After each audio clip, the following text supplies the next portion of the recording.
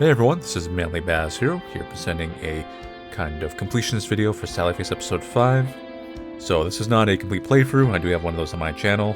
This is just a kind of guide showing you how to get the secrets of this episode, and also showing the ending and the, I guess you can kind of call it a secret, the secret epilogue, which helps kind of fill in a little bit of what our characters got up to after the ending. So the big secret of this episode, and the one that has the most plot relevance, would be everything tied to the dog achievement.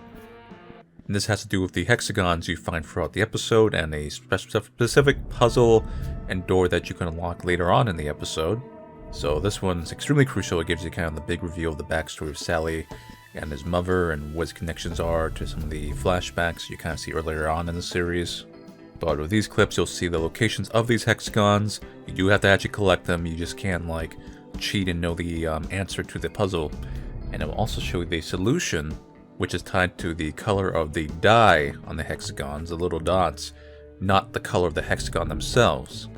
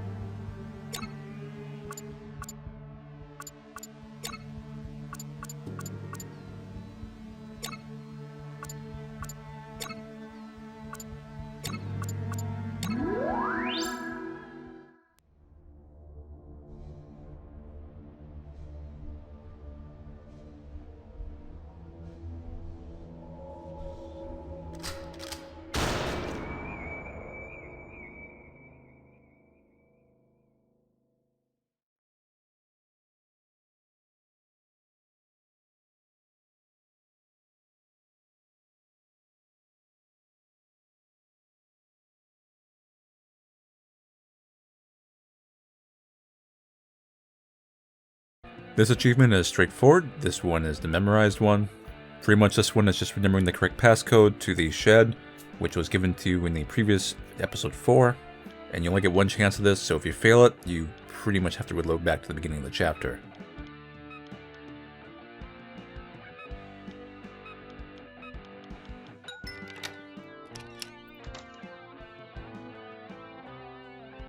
The next two are kind of somewhat closely tied together. That is Seeker of Knowledge and Vestige. Seeker of Knowledge is completely just tied to finding all the notes within the chapter, with basically a couple of them towards the end being the most secretive of the lot. Well, Vestige is also pretty easy to get. That one is just simply making sure to get all the dialogues within the kind of afterlife world within the house. So essentially every time you go through one of these puzzle doors, you have to go through the white and black aspects of the afterlife, while also talking to Larry's father here, because he does have new dialogue every time.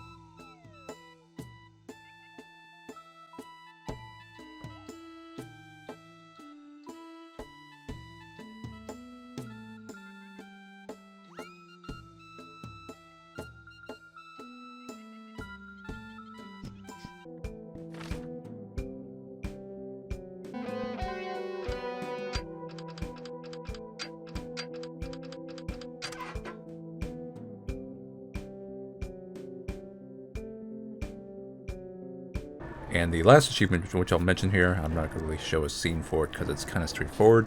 It's just escaping death, which is pretty much just beating the finale without dying whatsoever. So don't get caught throughout the chapter. Don't lose any of the mini games. This is actually pretty easy to do, but it also can trip you up if you haven't gone for this game yet.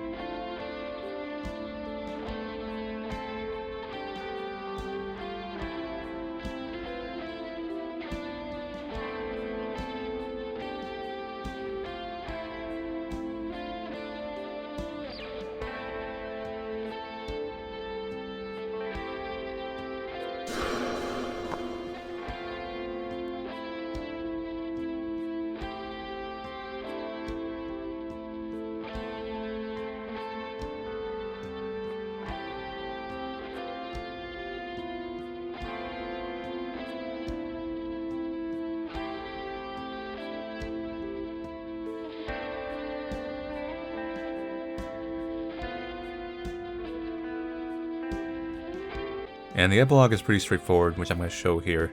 Epilogue is pretty much just 100% the entire game. So 100% everything up to episode 5. There might be some achievements within episode 5 you have to get, but I don't believe you need like escaping death or anything like that. I think you just need the story-based one like the dog. Even though the group had stopped the Endless One from rising up, the Plague of Shadows destroyed 33% of the Earth's population. It took Todd months to fully recover. The remnants of Shadow still remain within him. He's learning to keep it under control, and perhaps one day, he will wield his power. Sal continues to acclimate to his new drifting abilities, and has been helping Ash and Todd clean up the devastation that the Shadows left behind. No contact with Larry has been made since his disappearance. The group has never gave up searching for him.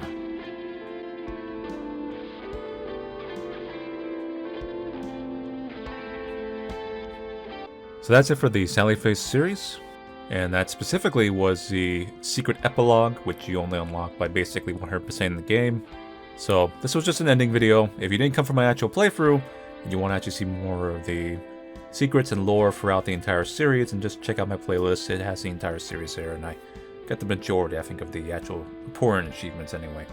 But to essentially sum up the plot, so we have the reveal of how Sally Face got his kind of scarred up face, what happened to his mom, and the meaning of the dog symbolism, which dates back all the way to the first episode, the beginning, where he meets a dog at the funeral, and the dog says, I buried her, essentially he killed his mother.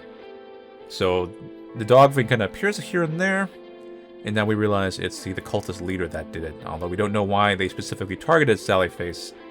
Maybe he just wandered where he wasn't supposed to.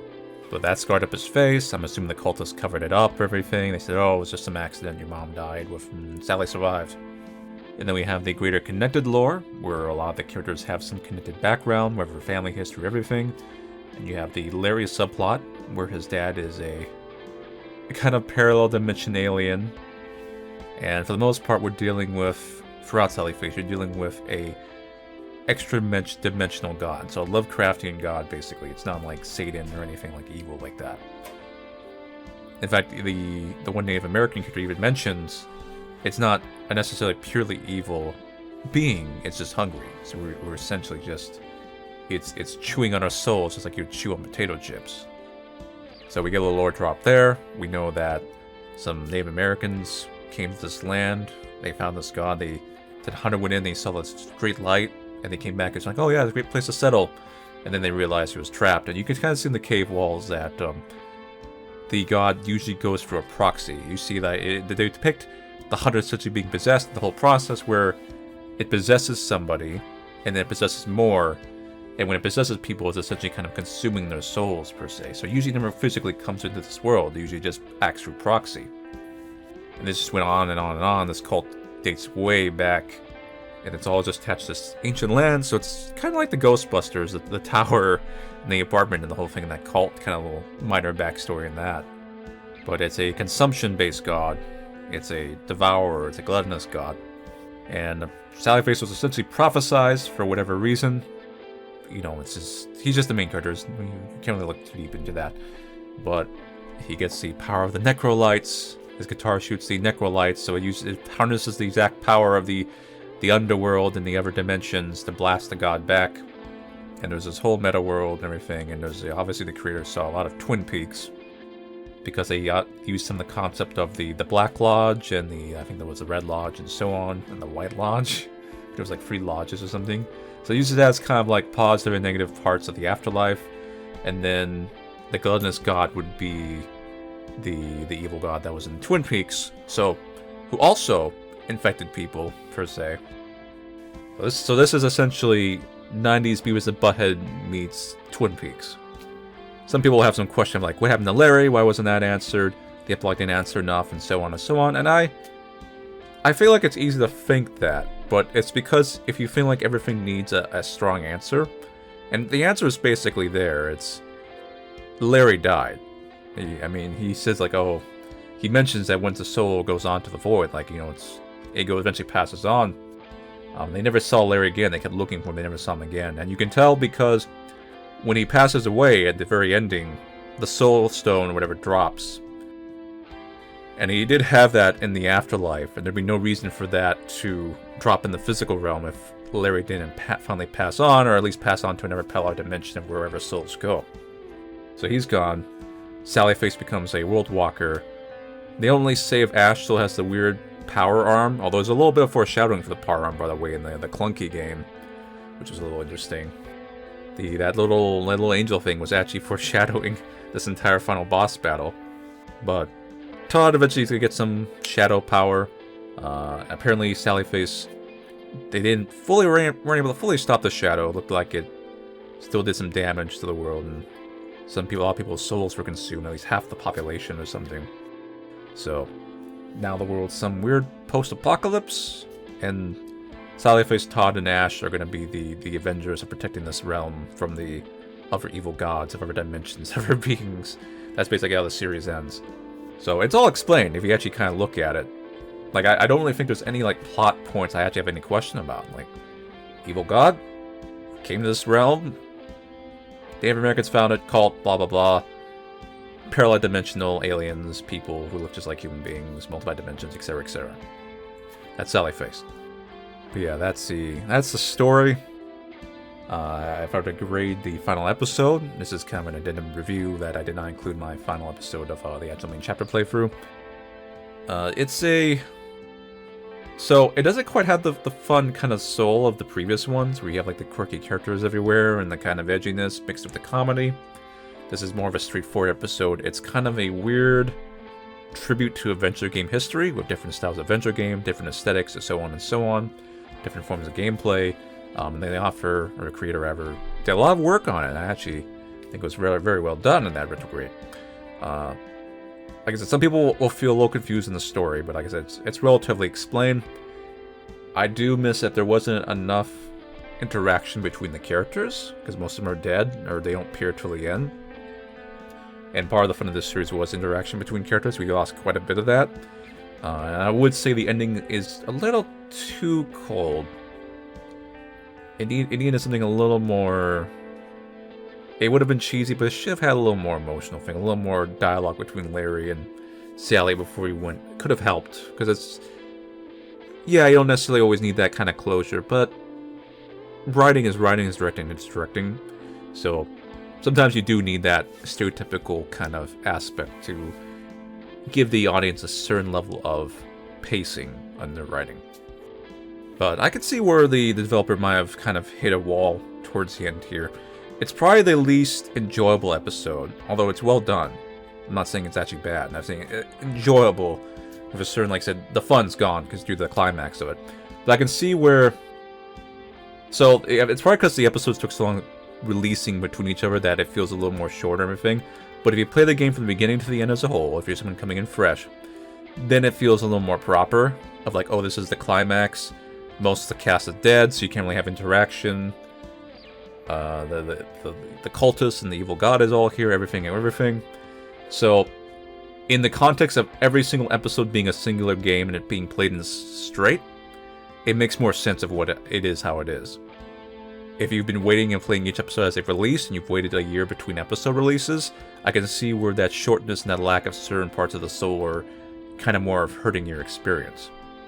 But it's a decent enough conclusion. Maybe not the best it could have ended, but endings are always really hard to do, let's be honest. And we got to see how our main cast kind of resolve the situation in all their own ways. Sally with his guitar, Ash with the power of being a badass, apparently, and Larry with space wizard stoner magic, which is obviously very fitting for him, very metal. But yeah. Anyway, so thank you all for watching me play Sallyface. I guess if you saw my playthrough, if you just came into this video specifically, then thank you for listening to my thoughts on Sallyface. Anyway, so see all you guys later, and take it easy.